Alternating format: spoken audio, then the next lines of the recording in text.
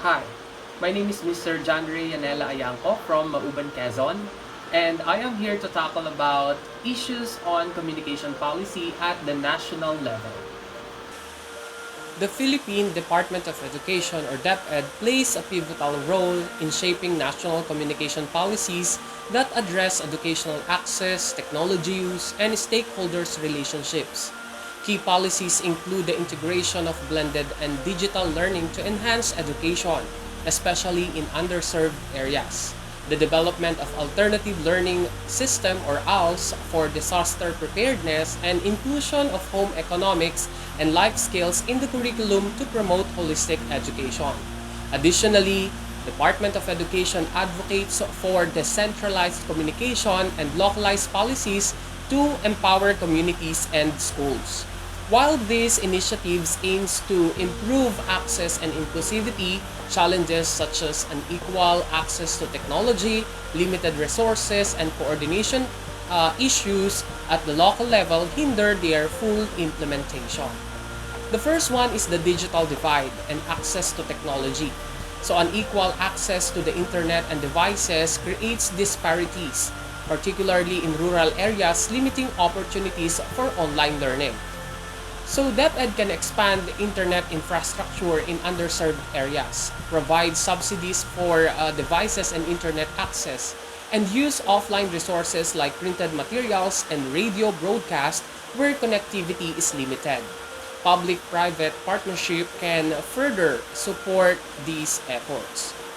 Number two is the ineffective communication in crisis situations.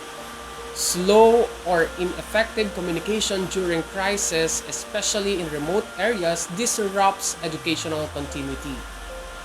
With this, DepEd should invest in satellite phones, radio and SMS systems for low connectivity areas, develop emergency communication plans, and train local teams for real-time updates. Use social media and mobile apps to enhance information dissemination.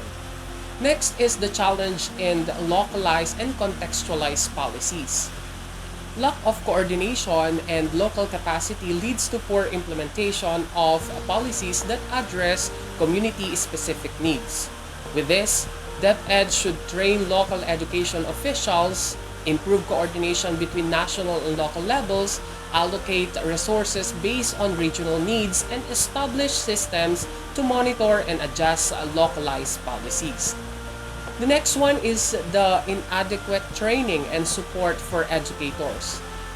Many teachers struggle with integrating digital tools and blending learning techniques due to inadequate training. With this, they should provide ongoing professional development in digital literacy, create peer networks for support and peer teachers with mentors, develop accessible online training platforms to ensure continuous learning. The next one is the limited stakeholders engagement. Lack of active involvement from teachers, parents, and communities in policy development leads to ineffective reforms. So, DepEd should involve stakeholders in policymaking through consultations and feedback channels, form local and national communities, and run awareness campaigns to highlight the importance of participation.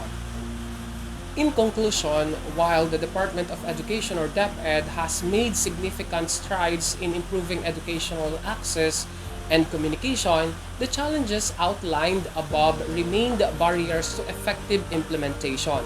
By addressing issues such as digital divide, crisis communication inefficiencies, inadequate stakeholder engagement, and overburdened system, we can create a more inclusive, efficient, and resilient education system.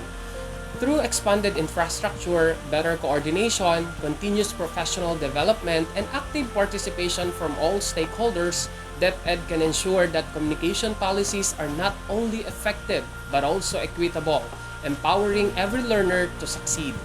Collaboration and commitment to these solutions will be key in realizing a brighter future for education in the Philippines.